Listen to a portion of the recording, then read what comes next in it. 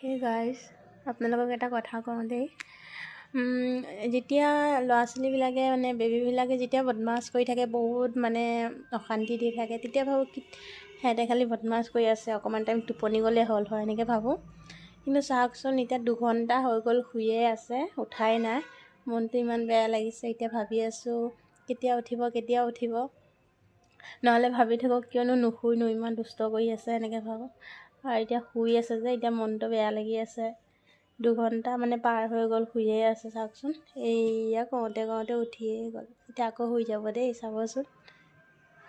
এইয়া চাওকচোন, আকৌ শুলে। এনেকৈ এবাৰ চকুটো মেলিব, আকৌ শুই যাব। তাকে ভাবিলোঁ, কাৰ এনেকুৱা হয় জনাবচোন। কাৰ মনত এনেকুৱা লাগে, ভাবি থাকে মোৰ হ'লে মই ভাবি আছিলোঁ কিয় ইমান টাইম উঠা নাই। তাকে ভাবিলোঁ আপোনালোকৰ আগতে এবাৰ শ্বেয়াৰ কৰি দিওঁ। ভাল লাগিলে ভিডিঅ'টো like, comment, share and subscribe কৰি দিব প্লিজ। আজিলৈ বাই বাই।